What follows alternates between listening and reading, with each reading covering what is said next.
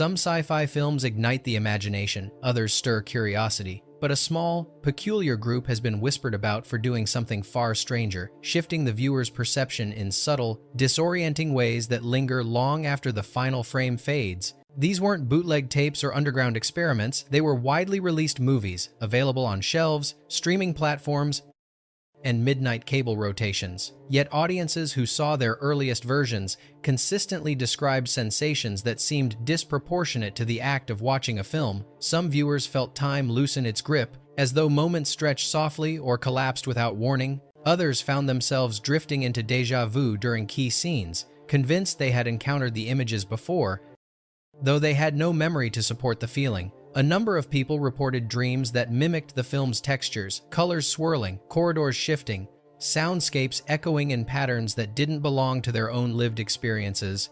More puzzling were accounts of viewers claiming they couldn't recall certain scenes on first watch, only to discover them later. As if their minds had momentarily stepped around the narrative, experts attempted to map these experiences onto technical quirks: unstable lighting from early projectors, analog artifacts in VHS transfers, or low-end sound frequencies slipping beneath conscious hearing. Yet none of these theories explained the recurring pattern. These peculiar effects were strongest in early theatrical runs or initial home releases, and almost entirely absent in later remasters. Once the films were cleaned, balanced, and digitized, the strangeness dissolved. The question that lingers is whether these films carried accidental atmospheric qualities, textures, distortions, rhythms that subtly engaged viewers' subconscious in a way modern precision cannot reproduce. Tonight, we revisit 15 sci-fi titles long rumored to have altered perception, not through shock or spectacle, but through something quieter and harder to define. Whether these effects were psychological coincidences, artifacts of older media, or something more intriguing, only those who experienced them can truly say, "Tell me when you're ready, and I will continue with Fact 1. 1. Stalker 1979. The earliest viewers of Stalker spoke of the film not as something they watched, but as something that enveloped them. Its slow, meditative pacing created a trance-like rhythm that many said affected them long after leaving the theater. Colors outside seemed paler, movements slower, and everyday noise softened into a muted drone. The zone's oppressive stillness appeared to imprint itself onto perception, as if the film carried its atmosphere with it into the viewer's waking world. Reports of emotional déjà vu were frequent. People described sudden waves of familiarity triggered by industrial sounds, dim corridors, or reflections in puddles, sensations that resembled memories yet had no real origin.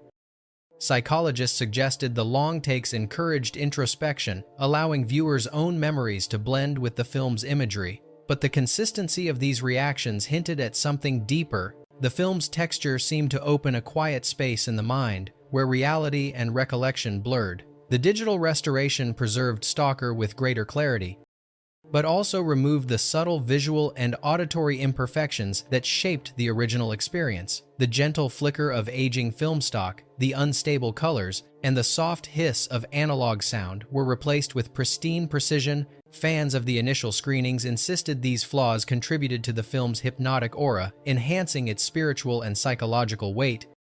Rumors lingered that the compromised film stock damaged during a problematic shoot introduced unrepeatable qualities into the final product. Tarkovsky himself hinted that the film possessed a living texture that could never be recreated. For those who saw the earliest versions, Stalker acted like a quiet incantation, one that momentarily altered perception, inviting the viewer to inhabit a stiller, stranger version of reality before returning them to a world that no longer felt entirely the same. 2. 2001. A Space Odyssey 1968. Early viewers of 2001, A Space Odyssey frequently insisted the film did something to their perception of time. The Stargate sequence, in particular, evoked descriptions of elongated moments, seconds, stretching impossibly long, or collapsing into flashes of pure sensation. Some viewers recalled forgetting the theater around them entirely, as though they had been carried through the tunnel of color rather than simply shown it. Upon re-emerging, many reported a momentary vertigo, as if their awareness needed a few seconds to snap back into place. Several accounts described lingering visual impressions, geometric shapes flickering behind eyelids, subtle halos forming around lights, or faint color trails following movement. Even more unusual were the auditory echoes. Viewers claimed to hear threads of the Ligeti score in environments where no music was present, especially the dissonant choral tones associated with the monolith. These reactions were most commonly associated with the original 70mm prints. Later restorations, though visually spectacular, lacked the strange vibrancy and light fluctuation that early audiences remembered. Projectionists suggested the powerful bulbs used at the time generated irregular intensities that enhanced the hypnotic nature of the Stargate sequence. Digital precision effectively removed these unpredictable qualities. Some speculation holds that Kubrick's ambitious optical experiments pushed the medium to its HASA limits, creating micro-instabilities that resonated in ways even he could not have fully anticipated. Nothing about this has been officially confirmed, yet the persistence of such accounts hints at something unique in those early exhibitions. For the viewers who witnessed the film in its original glory, 2001 felt less like a cinematic journey and more like an altered state of consciousness, an infinitesimal avoider encounter with infinite scale that temporarily rewired their perception of reality. 3. Solaris, 1972.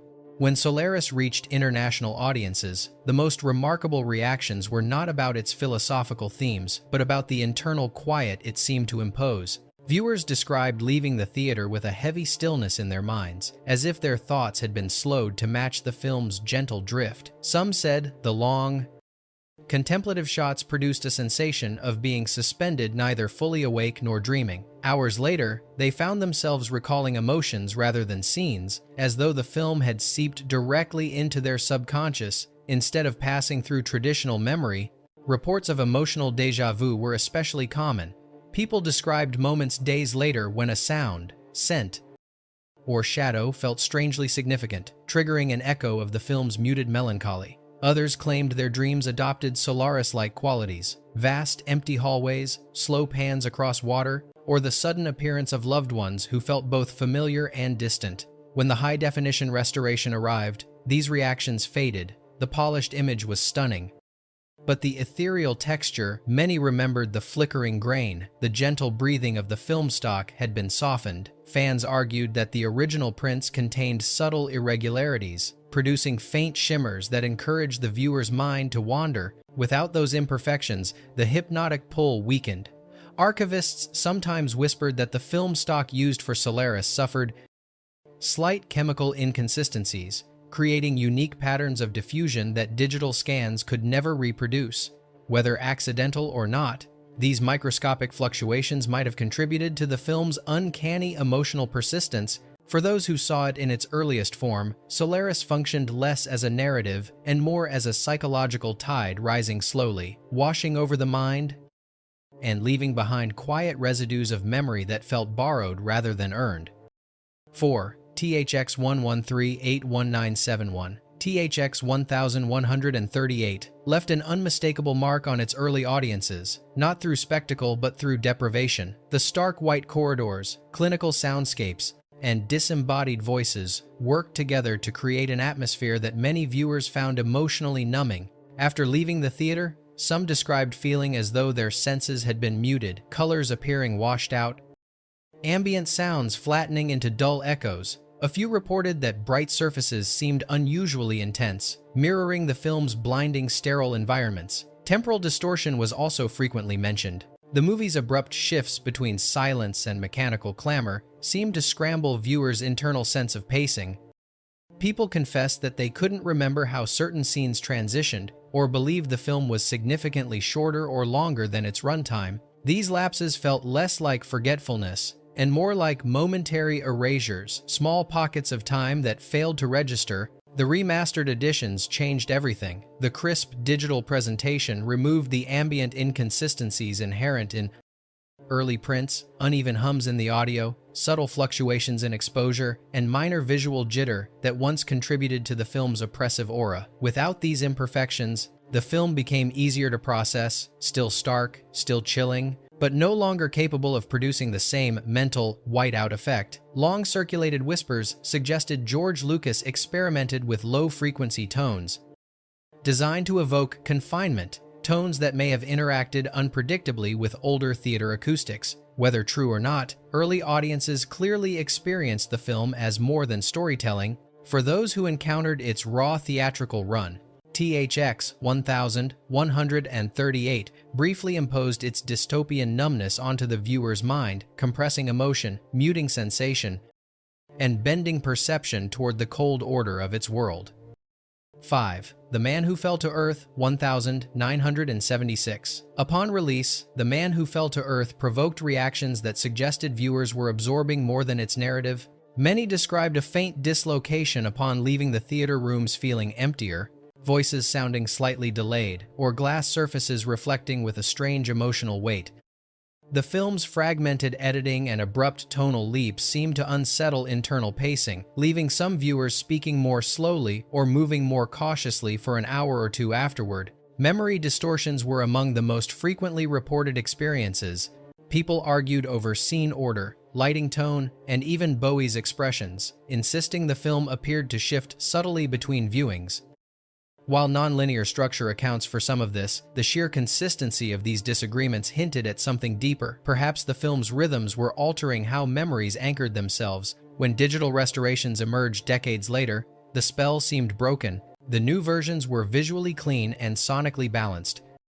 But the eerie residual sensations many remembered no longer manifested. Fans claimed the original prints possessed inconsistencies, faint exposure flicker, unstable brightness, organic film noise that created a quiet hum beneath the story. These elements, smoothed away in restoration, may have been responsible for the film's lingering psychological echo. Persistent rumors suggested Nicholas Roeg toyed with subtle exposure, pulsing, or unconventional crossfades intended to unsettle viewers beneath conscious awareness. Though never confirmed, the rumors matched the uncanny reactions early audiences described. For those who witnessed the original run, The Man Who Fell to Earth was less about an alien failing to adapt and more about the viewer momentarily sharing that alienation, perceiving the world as slightly estranged, as if something familiar had shifted 1 degree out of alignment. 6. Altered States 1980. When Altered States first arrived in theaters, the reactions went far beyond typical excitement for a surreal sci-fi film. Many viewers described an odd bodily awareness setting in during the sensory deprivation sequences, tingling in the fingertips, a tightening in the spine, or a drifting sensation that made the theater seat feel strangely distant. The film's oscillating sound design, filled with primal pulses and low-frequency rumbles, seemed to seep into the nervous system rather than simply reach the ears. Several people said that during the most chaotic hallucination scenes, they momentarily lost their orientation, as if their internal footing had slipped. Even more curious were the small memory gaps reported by audiences. Some recounted emerging from the film unable to recall how certain scenes transitioned, as though their mind had blanked out during shifts between images. Projectionists from early screenings noted that audiences often remained still for several seconds after the credits, blinking with an expression closer to bewildered awakening than ordinary post-movie adjustment. When the film later received high-quality remasters, the reactions changed dramatically. The digital version offered crisp visuals and polished sound, but the strange physiological after effects mentioned in early testimonies were largely absent. Fans who compared releases believed that the older prints carried unstable lighting, inconsistent dissolves, and unpredictable audio textures that amplified the film's psychological themes. Those blemishes, once removed, appeared to take the trance-like qualities with them. Some former crew members quietly hinted that early edits experimented with unusual frame combinations meant to evoke dissociative states. Though allegedly abandoned, traces of these experiments may have remained in the theatrical cut. For those who experienced the film in its earliest, rawest form, Altered States didn't merely portray a mind fracturing under radical exploration, it created a brief sensation that the viewer's own consciousness was wobbling at its edges, unsure whether to expand or snap back into place. 7.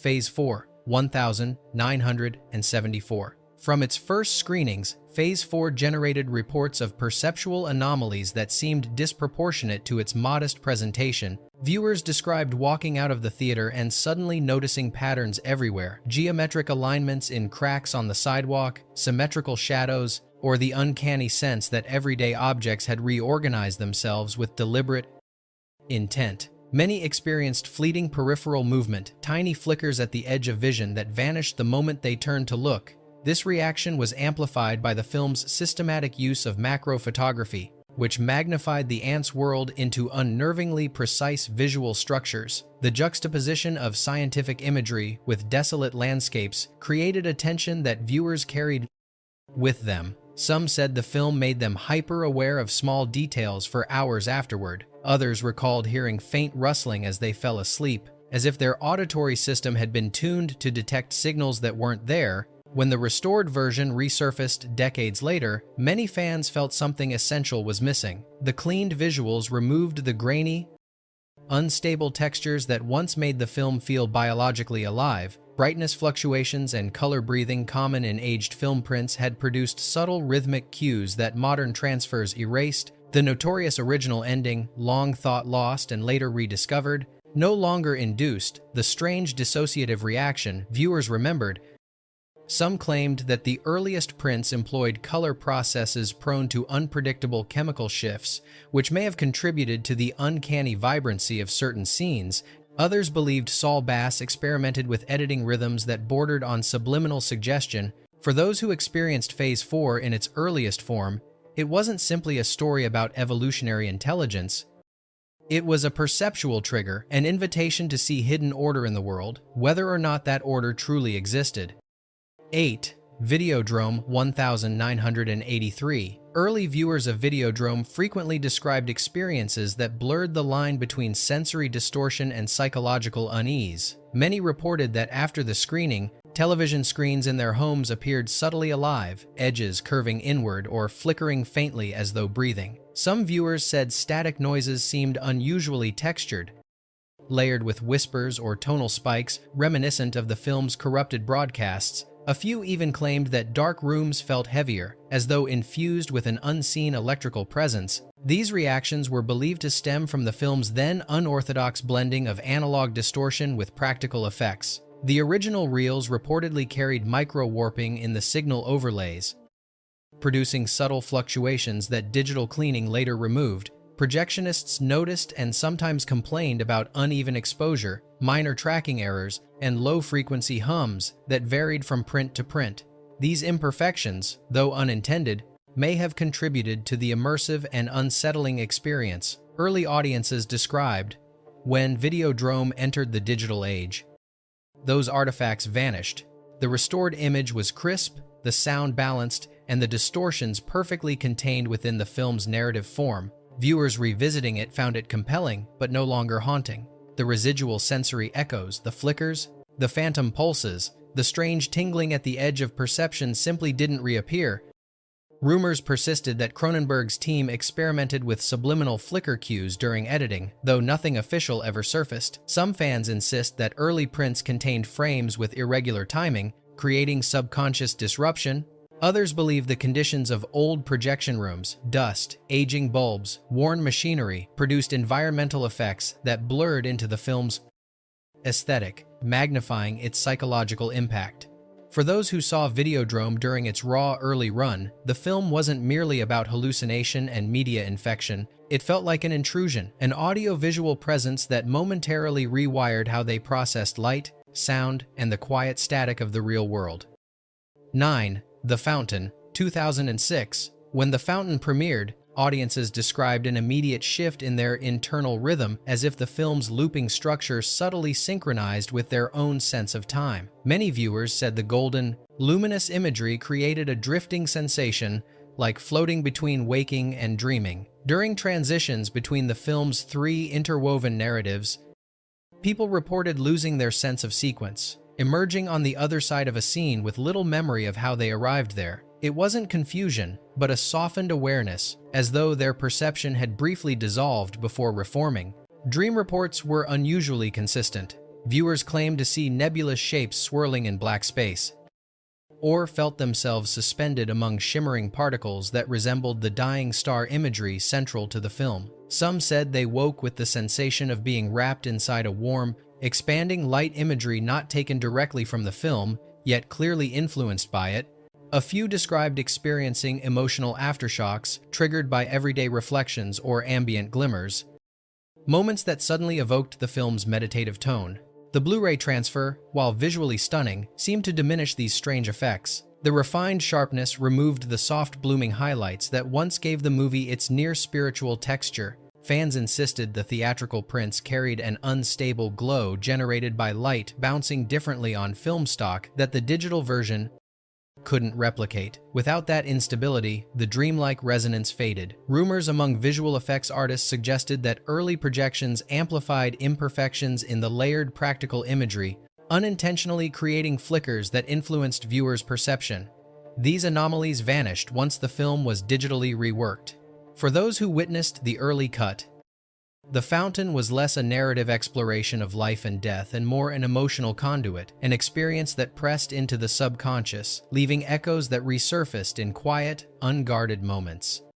10. Upstream Color, 2013. From its earliest viewings, Upstream Color generated accounts of an unusual cognitive haze. Viewers described emerging from the film unable to recount its middle passages with clarity, as if their minds had drifted into and out of awareness during key transitions. This wasn't boredom, but a kind of entranced suspension memories reduced to impressions, water rippling, soil shifting, bodies moving in unison. Some viewers even insisted that upon rewatching, scenes felt unfamiliar, as though they were discovering material they had somehow skipped the first time. A recurring theme among early audiences was auditory resonance.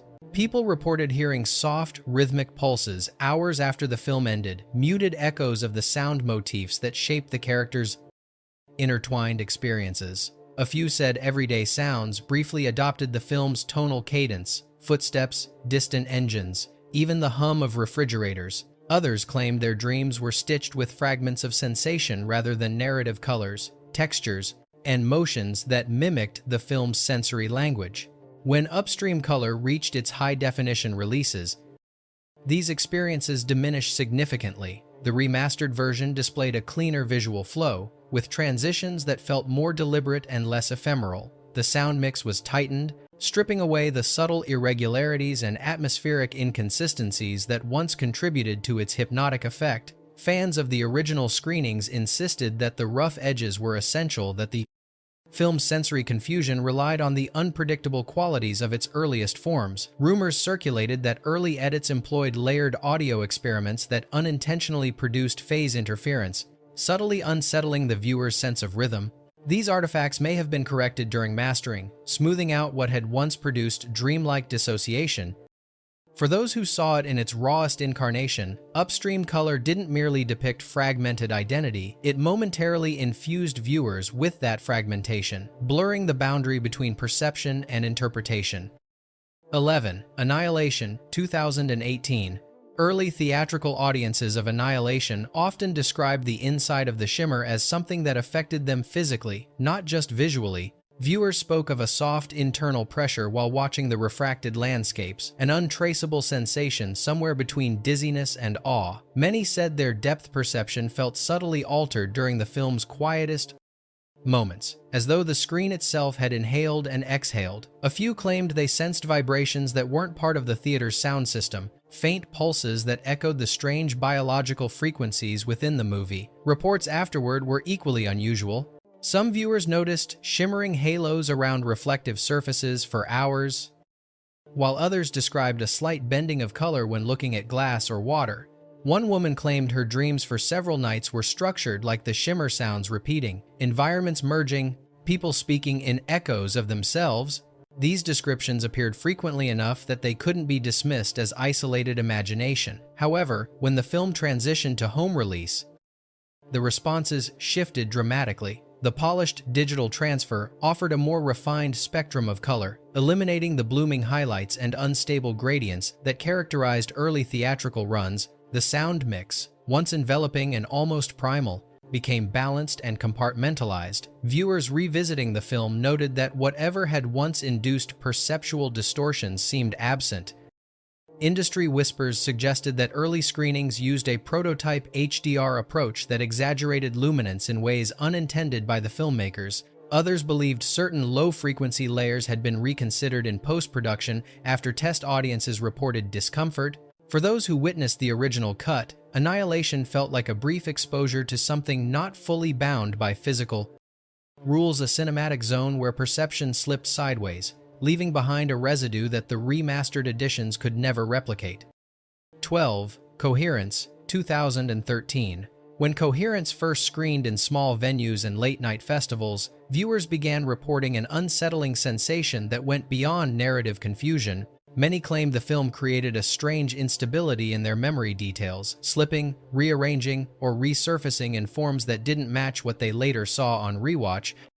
The improvised dialogue and handheld camera work produced a naturalistic chaos, yet audiences insisted the experience felt less like realism and more like external interference, as if the movie nudged their recollections into alternate configurations. People frequently described stepping outside after the film and sensing something subtly off about their environment. Lights seemed positioned differently. Familiar houses appeared shifted by a meter or two, or street corners felt improperly angled. A few recounted driving home and momentarily questioning whether they were on the correct street, despite having traveled it thousands of times. The film's themes of fractured timelines seemed to follow them out of the theater, blurring into their perception of everyday geography. Once the Blu-ray release arrived, viewers noticed the destabilizing effects had faded. The updated version was clearer, smoother, more consistent in image, sound, and rhythm. The ambience no longer wavered, the shadows no longer flickered unpredictably, and the dialogue landed with more polished coherence. Fans of the earliest screenings argued that the raw, unrefined digital capture contained micro-tears and unstable motion that subconsciously disrupted spatial awareness, producing a perceptual echo of the film's premise. Some crew members hinted in interviews that the original cut went through multiple last-minute exports, potentially resulting in compression artifacts unique to those early releases. These anomalies may have vanished during professional mastering. To those who experienced Coherence during its raw infancy, the film didn't simply depict fractured realities. It briefly imposed the sensation of slipping between them, leaving viewers uncertain whether the unease came from the story or from themselves. 13. Primer, 2004. At its debut, Primer surprised audiences with a different kind of disorientation, one that seemed to operate beneath conscious comprehension. Viewers expected a dense narrative, but found something stranger, a creeping sense that their internal clock had shifted. Some reported moments of blankness, as though fragments of the film slipped past them unnoticed. Others insisted they remembered certain conversations occurring earlier or later than they actually did, or in slightly altered phrasing. These discrepancies persisted even after repeat viewings, deepening the film's aura of cognitive interference.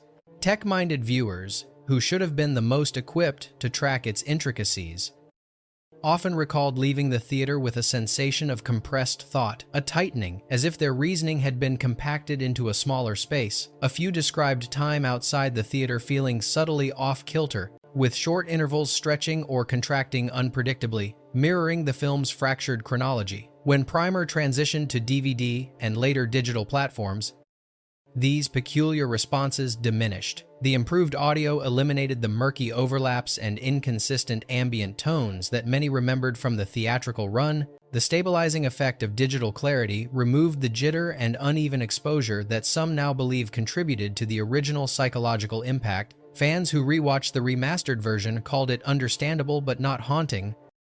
Rumors persist that early edits involved unconventional splicing methods due to budget constraints, producing micro-jumps and frame-level inconsistencies. These accidental artifacts may have subtly encouraged the mind to fill gaps with invented continuity. For those who saw Primer in its earliest form, the film felt less like a puzzle to solve and more like an entity that quietly rearranged the viewer. The sense lingered that the movie wasn't merely depicting temporal instability, it was temporarily inducing it. 14. Beyond the Black Rainbow, 2010. From its earliest festival screenings, Beyond the Black Rainbow established a reputation not just as a retro-futuristic nightmare, but as a film that subtly tampered with perception. Viewers described feeling a compressed sense of time, minutes stretching thin, then snapping abruptly. The oppressive red lighting and drone-heavy soundtrack worked together to produce a sensation somewhere between hypnosis and suffocation. Some attendees said they lost track of their posture during the film, only realizing afterward that they had been sitting rigidly still, as though their bodies had mirrored the restraint on screen. Reports continued long after viewers returned home. Ordinary household colors looked strangely dulled, while shadows seemed deeper and more deliberate. A handful of people claimed they perceived faint vibrations in quiet rooms, echoes of the low-frequency tones that dominate the film's most unsettling scenes. A few even described feeling watched, not by a presence, but by a design, as though the world around them had adopted the film's rigid symmetry. Once the movie received its meticulously restored Blu-ray release, these odd reactions nearly vanished. The cleaned image removed blemishes and flickers that many now believe contributed to the film's hypnotic edge. The audio, balanced and polished, lacked the unpredictable fluctuations that once created a sense of sonic pressure. Some cinephiles insisted that the analog imperfections of early prints generated subconscious cues, imperfections eliminated by digital precision. There were whispers that Panos Cosmatos experimented with unusual lighting rigs capable of producing barely perceptible pulsations. Whether or not such techniques ever reached the final cut remains unverified. For those who encountered Beyond the Black Rainbow before its refinement, the film felt less like cinematic world-building and more like an atmospheric intrusion, an architecture of color and sound that momentarily reshaped how they sensed the world outside. 15. Enter the Void, 2009. When Enter the Void first played before unsuspecting audiences, many viewers reported something that bordered on sensory displacement. The film's drifting, unbroken perspective combined with its neon-saturated palette seemed to pull consciousness into unfamiliar territory. People described feeling as if their awareness had detached slightly, hovering just behind their own eyes. Some even claimed that stepping out of the theater felt like returning from a long, unmeasured dream, their sense of physical space briefly unstable. The most persistent reports centered on vivid intrusions into sleep. Viewers who watched the film only once described re-entering its spiraling hallways in their dreams, moving weightlessly through rooms tinted in pinks and yellows, no longer present in waking life. Others said they glimpsed floating shapes or soft flashes of color that mimicked the film's transitions. A few insisted they felt echoes of the camera's gliding movement while lying still, as though their body remembered a motion it had never physically made. When the film later appeared in refined digital editions, fans noticed something had changed. The imagery was sharper, the transitions smoother, but the uncanny intensity seemed muted. Scenes they recalled as overwhelming now felt controlled, almost restrained. Some argued that early screenings contained flicker and exposure instability that enhanced the film's hypnotic pull. Others believed that certain rhythmic shifts in the original cut had been subtly altered, intentionally or not. A long-standing rumor suggests that the earliest distribution files suffered partial corruption, producing unexpected pulses of light and color. Whether true or not, projectionists from the time spoke quietly about odd artifacts that were never present again. To those who experienced Enter the Void at the start, the film was less a story than a descent, a temporary dislocation of the self, leaving a faint vibratory trace long after consciousness had settled back into place. Bonus fact: the Kirlian frequency, 2017, present. Before the Kirlian frequency found its cult following, a small circle of early viewers began sharing stories about an effect they called the lingering broadcast. Unlike typical reactions to eerie animation, this wasn't fear or tension, it was the unnerving sense that the show continued transmitting long after the episode ended. Some people reported hearing faint tonal pulses at night, low mechanical hums that seemed to vibrate at the edge of perception. Others claimed flashes of neon green and ultraviolet purple flickered in their peripheral vision, disappearing instantly when they tried to look directly. What deepened the mystery was the inconsistency of memory. Many viewers swore that when they revisited episodes weeks later, scenes appeared, rearranged lines delivered differently, pauses entering where none existed before. Yet every archived version of the show matched precisely across uploads. Some dismissed these discrepancies as imagination, but the number of similar reports suggested something more elusive. Perhaps the show influenced how memory encoded its atmosphere, not its content. Once the series migrated to major streaming platforms, these strange experiences nearly disappeared. The remastered releases were crisp and stable, stripping away the visual noise and sonic irregularities that characterized the earliest uploads. Fans of the raw broadcasts, as they came to be called, insisted that those imperfections were the true source of the show's unsettling impact. Without them, the Kirlian frequency was still eerie but no longer invasive. Rumors persisted that the earliest episodes were uploaded from corrupted or incomplete files, producing flickers and phase shifts that inadvertently triggered perceptual effects. One of the creators once commented cryptically, "Some versions were never meant to stay online," fueling speculation that early viewers encountered something accidental and unrepeatable. For those who witnessed it in that fleeting, unstable form, the Kirlian frequency felt less like a series and more like a signal, a piece of atmospheric interference that slipped into their consciousness and refused to fully let go. If any of these films have ever left you sensing a shift, a pause in your thoughts, a dream that felt borrowed, or a moment where the world looked slightly rearranged, you're not alone. Generations of viewers have quietly shared similar experiences, suggesting that some stories reach deeper than the screen intends. If you've ever walked away from a movie feeling altered in a way you can't quite name, tell us in the comments. Someone else may have felt it too. And if you want us to keep opening files like these records of cinematic anomalies that leave traces in perception, subscribe, leave a sign, and stay close. There are more distortions waiting just beyond the next frame.